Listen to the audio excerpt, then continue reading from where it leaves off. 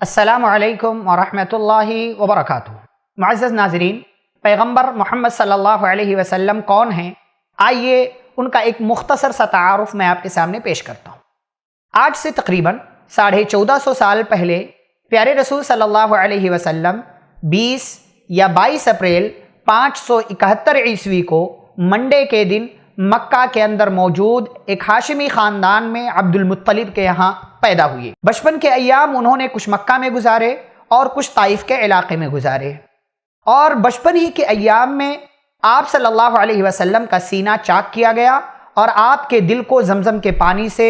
دھو دیا گیا اور تمام طرح کی گندگیوں کو ختم کر دیا گیا۔ بچپن میں ہی آپ صلی اللہ علیہ وسلم نے تقریباً ٹین ایج میں مکہ کے لوگوں کی بکریاں چرائی۔ جوان ہوئے تو اپنے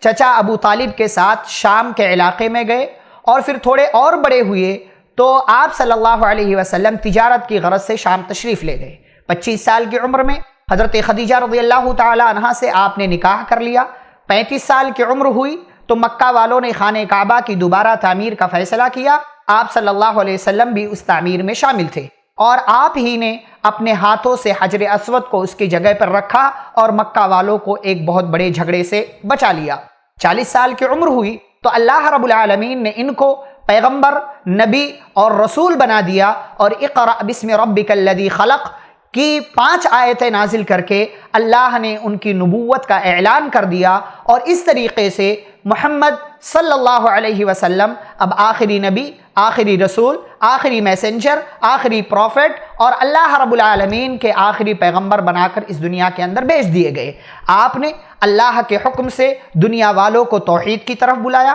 ایک رب کی طرف بلایا، ایک رب کی عبادت کرنے کا حکم دیا، لوگوں کو نصیحتیں کی، محبت سے سمجھایا، پیار سے سمجھایا، لیکن لوگ آپ کے دشمن بن گئے۔ آپ کو مارا، آپ کو ستایا، آپ کے اوپر ظلم کیا، آپ کے راستے میں کانٹے بچھائے، آپ کے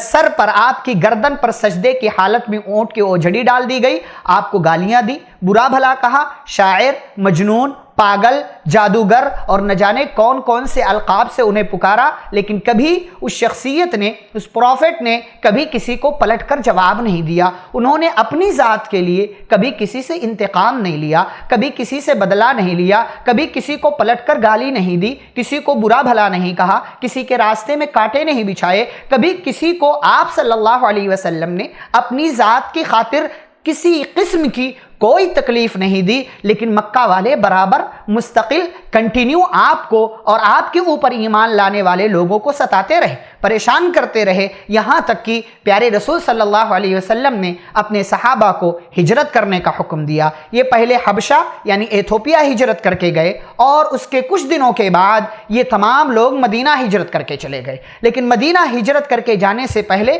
آپ صلی اللہ علیہ وسلم مکہ سے باہر طائف تشریف لے گئے کہ وہاں کے لوگوں کو جا کر دین سمجھایا جائے، لیکن طائف والوں نے بھی آپ کو مارا۔ طائف والوں نے جب مارا، آپ صلی اللہ علیہ وسلم کے جسم سے خون بہا، پہاڑ کے فرشتے حاضر ہوئے، آپ اگر حکم دیں تو ان طائف والوں کو ان 2 پہاڑوں کے درمیان رکھ کر پیس دیا جائے، لیکن انہوں نے بڑی محبت سے اس موقع سے بھی جواب دیا کہ نہیں نہیں، اگر یہ لوگ ایمان نہیں لاتے ہیں تو مجھے امید ہے کہ ان کی نسلیں ضرور ایمان لائیں گی۔ اللہ سے ان کی مغفرت کی، ان کی ہدایت کی دعا کی، اور انہیں معاف کر دیا گیا۔ پھر آپ صلی اللہ علیہ وسلم بھی مدینہ ہجرت کر کے چلے گئے، اس لیے کہ مکہ والوں نے بڑا پریشان کیا، بہت ستایا، بہت ظلم کیا، یہاں تک کہ جینا دو بھر کر دیا گیا۔ تو اللہ کے حکم سے پیارے رسول صلی اللہ علیہ وسلم مدینہ ہجرت کر کے گئے۔ مدینہ والوں نے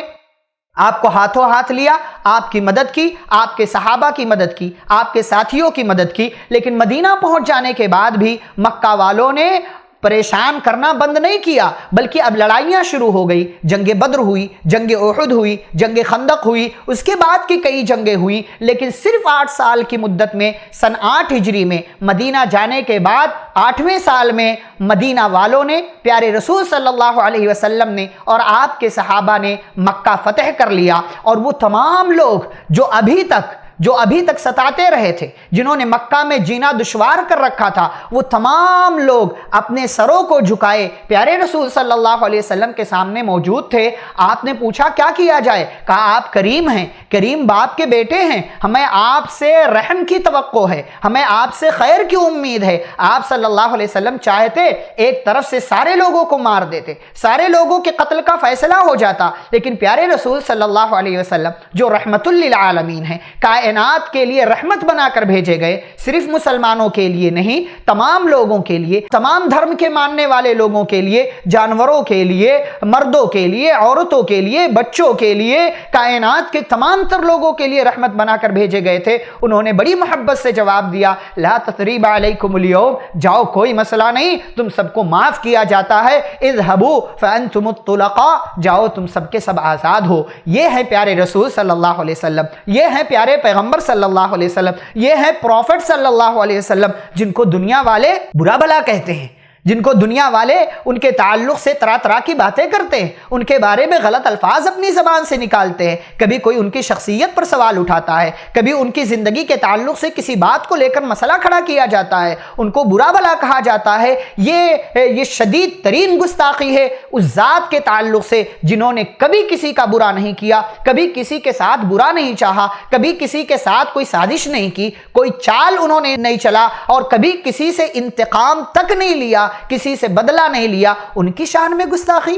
ان کو طرح طرح کی باتیں کہنا، ان کے بارے میں اس طریقے کی باتیں کہنا جن کے بارے میں شاعر کہتا ہے کہ چوٹ پتھر کی کھا کر دعائیں دیے پھول و پھل دینے والے شجر کی طرح، یعنی کبھی انہوں نے پلٹ کر کسی کو جواب نہیں دیا۔ ان کے بارے میں اس قسم کے گستاخانہ جملے، اس طریقے کی بات کسی بھی انسان کے لیے، چاہے وہ کسی بھی دھرم کا ماننے والا ہو، یہ بات مناسب نہیں ہے۔ میں بڑی محبت سے ان تمام لوگوں کو یہ میسج دوں گا، یہ پیغام دوں گا، بلکہ یہ نصیحت کروں گا کہ میرے بھائی، میری بہن، پیارے رسول صلی اللہ علیہ وسلم کی سیرت پڑھو، ان کی بایوگرافی پڑھو، ان کی زندگی دیکھو، ان کے بارے میں جانو، سمجھو، سنی سنائی باتوں کو اپنے دماغ میں محفوظ رکھ کر کے اس کے بارے میں پھر فیصلہ کرو گے تو پھر غلط فیصلہ کرو گے۔ کمال جب ہے کہ جب آپ ان کی شخصیت کو، ان کی سیرت کو، ان کی زندگی کو، ان کی پرسنل لائف کو، ان کی باہر کی زندگی کو، یہ تمام چیزیں دیکھو گے تو تم پیارے رسول صلی اللہ علیہ وسلم سے محبت کرنے والے بن جاؤ گے، اور ممکن ہے کہ ان کی بایوگرافی پڑھ کر تم ان پر ایمان لے آؤ اور ان کی لائی ہوئی شریعت، ان کا لایا ہوا دین قبول کر لو۔ یہ چند باتیں تھیں جو پیارے رسول صلی اللہ علیہ وسلم کے تعلق سے میں نے آپ کے سامنے بیان کی، اور یاد رکھو جو شخص بھی رسول اکرم صلی اللہ علیہ وسلم کی شان میں گستاخی کرے گا، جو نبی صلی اللہ علیہ وسلم کی ذات پر اس طریقے کے نازیبا جملے اور کلمات کہہ کر ان کو تکلیف دے گا، تو ایسے لوگوں کے بارے میں اللہ رب العالمین کہتا ہے اِنَّا کفیناک المستہزئین، ہم آپ کی طرف سے اے رسول اکرم صلی اللہ علیہ وسلم ان مذاق اڑانے والوں کے لیے کافی ہیں۔ اور تاریخ یہ بتاتی ہے، ہسٹری یہ کہتی ہے کہ جس کسی نے بھی نبی مکرم صلی اللہ علیہ وسلم کی شان میں گستاخی کی تو اس کائنات کے مالک نے، رب نے، اور ہم اور آپ کے خالق نے، جس نے ہمیں پیدا کیا ہے اور جس نے وعدہ کیا ہے نبی پاک صلی اللہ علیہ وسلم سے کہ ہم حفاظت کرتے رہیں گے، اللہ نے ایسے تمام گستاخ لوگوں کو